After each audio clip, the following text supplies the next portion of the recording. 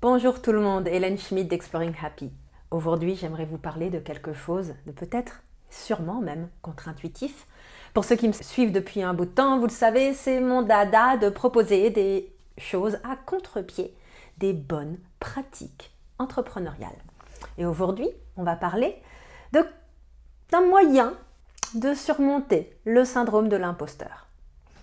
Quand vous y réfléchissez, l'imposteur, il vient de deux côtés. Le premier, le fait que vous doutiez de vous-même et qu'il faille un moment se lancer, le fait qu'on ne sait pas ce qu'on ne sait pas et que finalement, quelque part, on ne peut pas savoir si on est un imposteur ou pas tant qu'on ne s'est pas confronté d'une manière ou d'une autre à notre audience. On ne va pas parler de ça aujourd'hui, il y a beaucoup à dire, de temps en temps je l'aborde. L'autre aspect qui crée ce syndrome de l'imposteur, c'est quoi? C'est la comparaison. La comparaison. C'est de se dire « Oh mon Dieu, cette personne est tellement bien, elle manie tellement bien tel et tel concept, elle est tellement à l'aise devant la caméra ou tatati tatata. » Deux choses viennent en ligne de compte. La première, c'est que vous ne connaissez pas la partie immergée de l'iceberg. Vous ne savez pas peut-être par quel chemin cette personne est passée. Peut-être qu'au début, pour ses premières vidéos, elle était terrorisée. Peut-être qu'aujourd'hui encore, sans que vous le sachiez, elle doit finalement combattre, dans un combat intérieur avec son mental, un discours d'auto-sabotage, un discours lié à un syndrome de l'imposteur. Aussi, le discours, il s'affine, il se bonifie avec la pratique. Et à un moment donné, il n'y a pas 36 solutions pour pratiquer. Il faut prendre la parole ou présenter des concepts, que ce soit par écrit ou alors prise de parole orale, qu'elle soit podcast, vidéo, conférence live, accompagnement de clients, encore et encore et encore. Donc déjà, ça c'est important de comprendre, que de toute façon, il y aura toujours un bouchon à faire sauter dans le confort, à ne pas confondre avec le fait de se faire violence coûte que coûte, vous le savez sûrement, je ne promeux pas ça. Ceci étant dit, c'est vraiment un travail d'honnêteté à l'égard de vous-même, d'apprendre à dissocier de ce qui relève de « je me planque, j'ai peur » alors qu'en fait il y a juste un bouchon à faire sauter, ou alors c'est vraiment pas mon truc. Aujourd'hui, je vais vous parler d'autre chose, une astuce. Eh bien l'astuce c'est la suivante. Arrêtez de regarder ce que les autres font. Arrêtez, par pitié, de regarder ce que votre concurrence fait. Désabonnez-vous de toutes les chaînes YouTube, comptes Instagram, pages Facebook, même de vos copains et copines coach. Arrêtez de vous infliger des choses pareilles. Ça fait deux choses. La première chose, c'est que constamment, ça vous renvoie à la comparaison. Ça va vous renvoyer à machin a fait ça et moi j'ai pas ça. Ça va maximiser le risque d'autoflagellation et du coup de ralentissement d'une éventuelle dynamique qui était en train de se créer.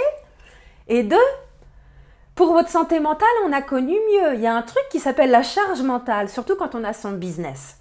Et lorsqu'on se retrouve à être constamment exposé sur les réseaux à du contenu très similaire à ce qu'on fait, ça veut dire que jamais, jamais, jamais ça ne s'arrête. Le soir, le week-end.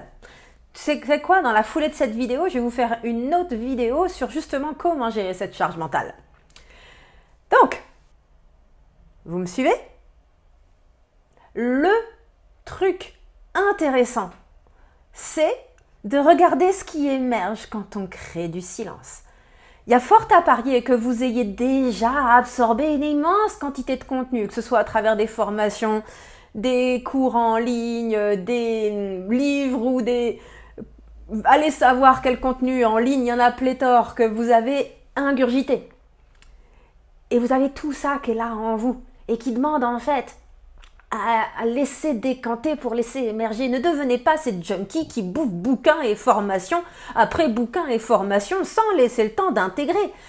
Ça va vous permettre deux choses. Déjà, de vous lâcher la grappe et deux, de laisser décanter pour voir ce que vous vous gardez et de voir comment vous allez vous approprier tout ça à votre sauce. C'est vraiment un sujet que je bosse en long, large et travers avec mes clients en accompagnement individuel en particulier, mais également dans les accompagnements de groupe.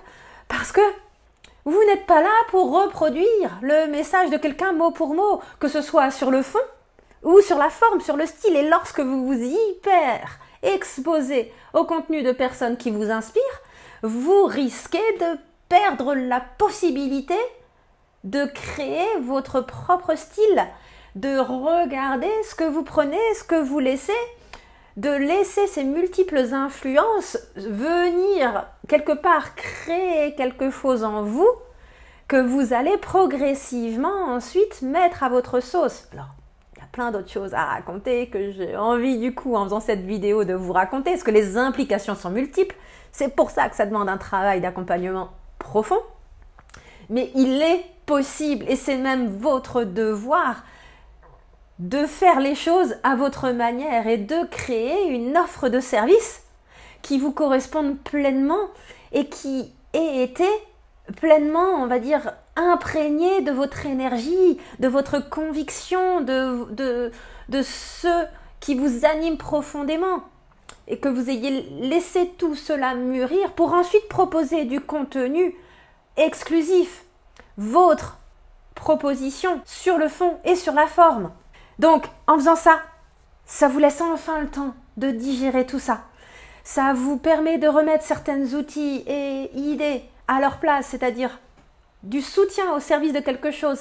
Ça vous permet également d'arrêter de vous brider ou de vous censurer parce que vous allez vous comparer, qu'il y a fort à parier que vous ne soyez même pas conscient vous-même de l'ampleur de votre valeur. Donc, par pitié, arrêtez de suivre vos pairs, arrêtez de suivre l'écrasante majorité des gens qui vous inspirent, à quelques exceptions près.